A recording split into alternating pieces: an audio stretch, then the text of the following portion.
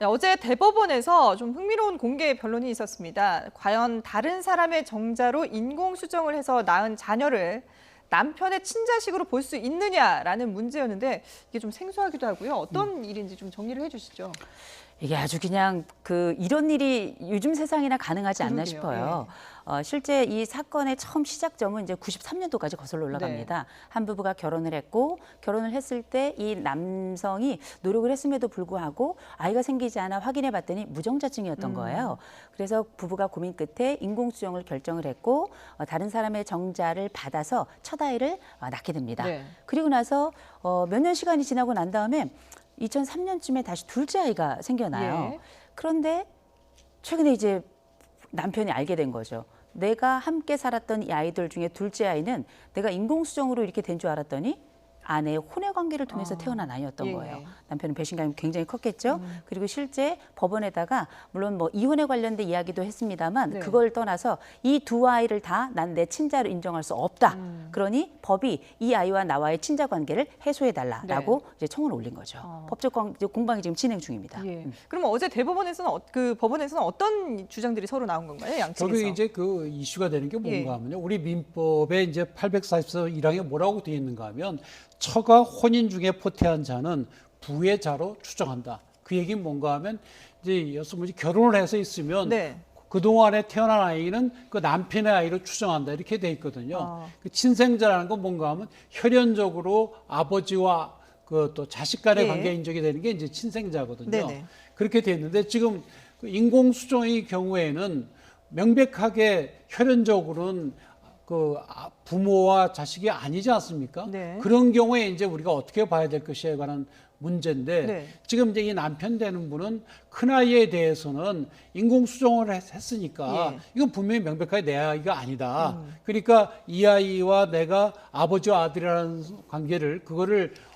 없는 것으로 인정해달라. 그런 네. 청구를 했고요. 그다음에 둘째 아이에 대해서는 둘째 아이는 부인이 외도를 해서 낳은 거니까 더더구나 내 아이가 아니지 않니? 이 아이도 해보니까 또 검사해보니까 자기 아들이 애가 아니에요. 네네. 그래서 이제 청구를 한 거죠. 예. 그런데 이제 그 1심과 2심에서 어떻게 얘기했는가 하면 큰아이에 대해서는 당신이 인공수정에 동의했으면 그건 혈연적으로는 당신 아이가 아니지만 법률적으로 당신 아이로 하겠다는 생각이 있었던 거 아니냐. 생물학적으로는 자식이 아니라고 할 수 있지만 동의를 했기 때문에. 그렇습니다. 예. 그러니까 그렇게 한 거 아니냐. 그러니까 네네. 지금 와서 내 아이 아니라고 거부 못한다. 그렇게 나왔고요. 네. 그다음에 두 번째 아이에 대해서는 두 번째 아이는 부인이 외도로 해서 낳았지만 당신이 출생 신고할 때 당신 아이로 신고하지 않았느냐. 네. 그렇다고 한다면 이거는 입양이나 마찬가지니까 예. 역시 그 당신의 아이로 인정할 수밖에 없다. 그래서 1심, 2심에서 남편이 다 졌습니다. 네. 그래서 대법원에 와서는 지금 이제 과학 발전에 따라서 인공수정을 하는 경우가 많이 늘어나고 그럼 명백하게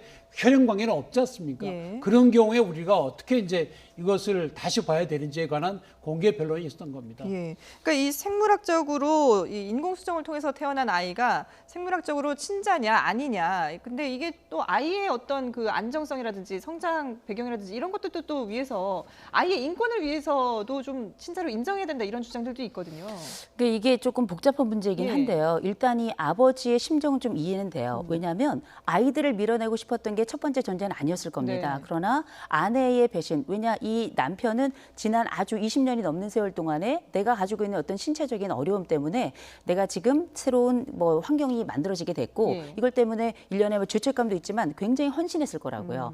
아이들에 대한 또 가족에 대한 전적인 헌신을 했는데 이 아내의 배신은 아마 상상하지 못한 일이었을 예. 것이고 아내에 대한 배신감이 나중에 결국 가족에 대한 일련의 회의감으로 연결된 게 아닌가 이런 생각이 드는데 네. 중요한 건 뭐냐면 아이들이에요. 그렇죠. 이 아이들은 본인들이 인공수정이라는 것도 아마 몰랐을 가능성이 그렇죠. 높고요. 또 한 가지는 이제 와서 내가 내 아버지라고 알았던 그 사람이 나를 아버지가 아니라고 이야기하고 내 아들이 아니라고 이야기하니 이 두 아이는 정말 깜짝 놀랄 상황에 처해 있을 텐데 문제는 지금 이게 지금 법적으로는 양육권의 문제, 지금 아이들은 뭐 성년입니다만 미성년자의 경우라면 양육권의 문제와 상속권의 문제 이 두 가지 과정으로 우리가 얘기가 될 수 있겠습니다만 네.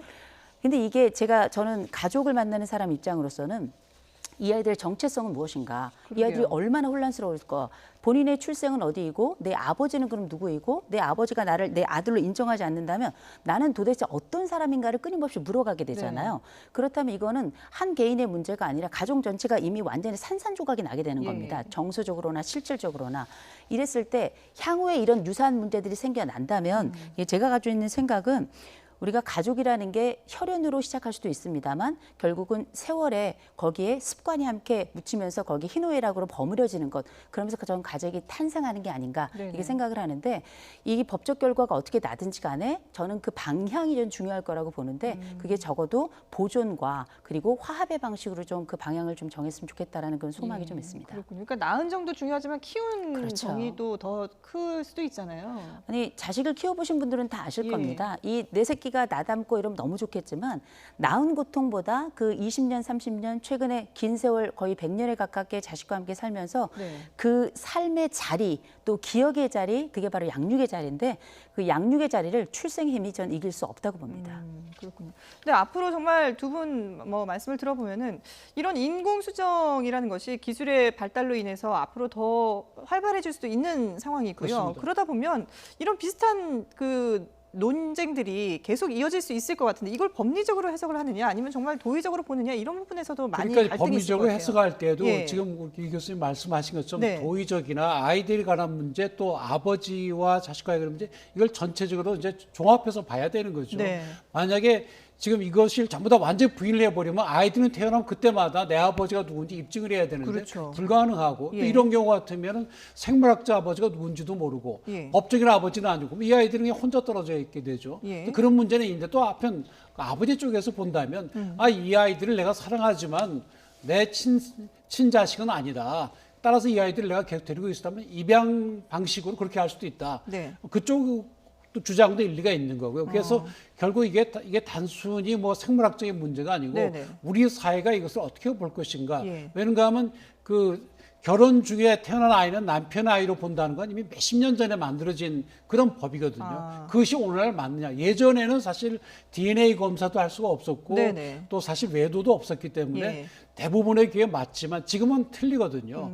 또 이혼하고 또 재혼하는 경우도 많고 하기 그렇죠. 때문에 현실에 안 맞으니까 현실에 맞게 하자는 것이 이제 그 원고 측의 주장이고 예. 그럼에도 불구하고 그렇게 그 예전 방식대로 하는 것이 아이들의 그 복지를 위해 좋다는 것이 이제 피고들 쪽의 주장입니다.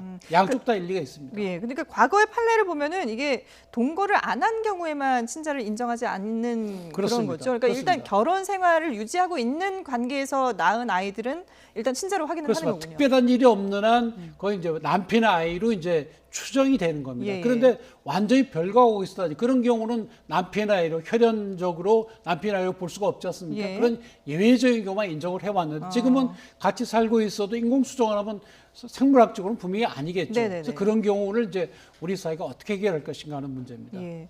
글쎄요, 이 대법원의 판결이 어떻게 나오느냐에 따라 사회적으로도 미칠 파장이 엄청날 것 같은데요. 어떻게 예상해 볼 수 있을까요? 이게 앞으로 우리가 살아가면서 요새는 또 그 난임 부부들이 굉장히 그렇죠. 많고 예. 그러면서 여러 결혼 관계에 있어서도 여러 복잡한 유전적인 정보도 함께 섞이게 되고 사회적 정보도 함께 섞이게 되면서 그러면서 우리가 이제 가족이 되는데 네. 이거를 어떤 방식으로 분리를 할 것인가, 저는 이게 법이 과연 그 부분을 100% 해낼 수 있을까, 저는 그건 좀 어렵지 않겠는가. 오히려 이런 부분이 어떤 법적인 부분에서 함께 논의가 될 게 아니라 네. 저는 오히려 이런 것들이 사회적 이슈이고 충분히 앞으로 많은 가정에서 일어날 가능성이 높기 때문에 네. 사회적인 한번 토론을 한번 해보면 어떨까 싶어요. 그래서 이를테면 이번에 그 대법에서 이야기할 때도 각계의 전문가들이 나왔습니다만 네. 이건 전문가들의 이야기뿐만 아니라 함께 공유해야 될 사회적 시선이자 국민적 합의가 좀 필요한 내용이 아닌가. 네. 또 이건 문화적으로 승인해야 될 부분이기 때문에 함께 국민들도 대부분 같이 나서서